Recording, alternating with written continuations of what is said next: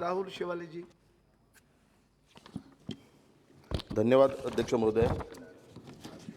अनुसूचित जाति के संदर्भ में संविधान में और संशोधन के इस माध्यम से तमिलनाडु के जनता को न्याय देने का काम आज आदरणीय मंत्री जी ने किया है। मैं सबसे पहले उनका अभिनंदन करता हूँ और जैसे उन्होंने तमिलनाडु को न्याय दिया वैसे महाराष्ट्र के लिए भी वो न्याय देना चाहिए, ऐसे मैं अपेक्षा रखता हूँ।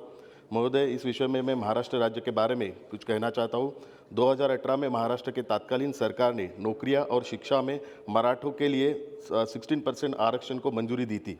बॉम्बे हाईकोर्ट ने कानून की संवैधानिक वैधता को बरकरार रखते हुए राज्य सरकार को राज्य पिछड़ा वर्ग आयोग की सिफारिशों के अनुसार कोटा को घटाकर 12% से 13% करने का निर्देश दिया। न्यायालय ने यह भी कहा कि सर्वोच्च न्यायालय द्वारा लगाए गए कुल आरक्षण पर 50% की कैप असाधारण परिस्थितियों में पार की जा सकती है। 9 सितंबर को सुप्रीम कोर्ट ने सामाजिक और शैक्षिक रूप से पिछड़े वर्ग अधिनियम 2018 के तहत मराठा समुदाय को प्रदान किए गए शैक्षणिक संस्थानों और सरकारी नौकरियों में आरक्षण पर रोक लगा दी थी। मराठा समुदाय राज्य की आबादी का लगभग 1/3 हिस्सा बनता है।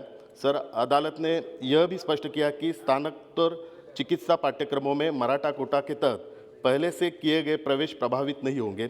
इसमें कहा गया है कि जिन लोगों ने लाभ उठाया उनकी स्थिति भी खराब नहीं होगी। यह विषय अभी माननीय उच्चतम न्यायालय में प्रलंबित है। पिछले माह राज्य सरकार ने कहा कि उच्चतम न्यायालय को आरक्षण पर मौजूदा 50% की कैप पर पुनर्विचार करना चाहिए। अतः राज्य के मुख्यमंत्री आदरणीय उद्धव साहब ठाकरे जी ने माननीय प्रधानमंत्री नरेंद्र मोदी जी को पत्र लिखकर उनसे मराठा आरक्षण समुदाय को दी जाने वाली शिक्षा और नौकरियों में 16% आरक्षण की संवैधानिक वैधता को रक्षा के लिए सकारात्मक रुख अपनाने का आग्रह किया है।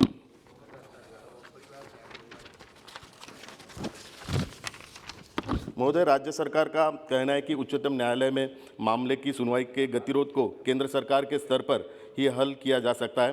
केंद्र को इस मुद्दे पर स्पष्ट रुख अपनाने की जरूरत है। महोदय, तमिलनाडु में आरक्षण 69% से अधिक हो गया है और आर्थिक रूप से कमजोर वर्गों के लिए घोषित कोटा भी सीमा पार कर गया है। मराठा आरक्षण को छोड़कर इसमें किसी को भी नहीं रखा गया है। महाराष्ट्र राज्य सरकार ने अपने मामले को जोरदार तरीके से कोर्ट में जोरदार तरीके से पेश कर रही है, लेकिन केंद्र को भी सकारात्मक रुख अपनाने की जरूरत है।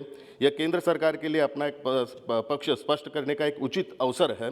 उच्चतम न्यायालय को आरक्षण पर मौजूदा 50% कैप पर पुनर्विचार करना चाहिए, क्योंकि अगर मराठा कोटा लागू होता है तो राज्य में कुल आरक्षण 50% से अधिक हो जाएगा। कई राज्य सरकार इस सीमा को पार चुकी है। इसलिए 1993 की इंदिरा साहनी मामले में 15% की दर से कोटा देने की ऐतिहासिक फैसले को फिर से देखने की जरूरत है।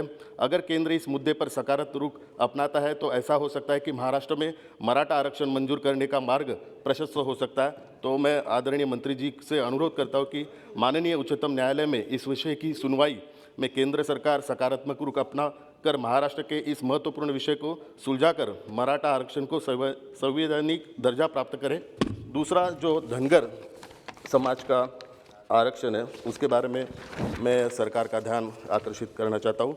70 वर्षों से धनगर समाज का आरक्षण प्रश्न महाराष्ट्र में वर्षों से प्रलंबित है और भारतीय संविधान के अनुसार अनुसूचित जनजाति की सूची में 36 नंबर आरोप पे धनगढ़ का उल्लेख है। हिंदी भाषा उच्चारण शास्त्र के अनुसार धनगर और धनगढ़ एक ही शब्द है। महाराष्ट्र में धनगढ़ नाम की कोई भी जनजाति नहीं है। महाराष्ट्र शासन के राजपत्रों में भारत सरकार के कई पत्रों में धनगर शब्द का स्पष्ट उल्लेख है, फिर भी धनगर समाज को आरक्षण से वंचित किया जा रहा है और महाराष्ट्र में धनगर समाज की संख्या लगभग 1.5 लाख से 11% से ज़्यादा ही है। और इसके लिए मैं सरकार से निवेदन करता हूं कि धनगर समाज को भी अनुसूचित जनजाति की सूची में समावेश करें और धनगर समाज को उचित आरक्षण दिया जाए, जिससे समाज की इस पिछड़ी जनजाति को विकास करने का अवसर मिले। धन्यवाद अध्यक्ष महोदय।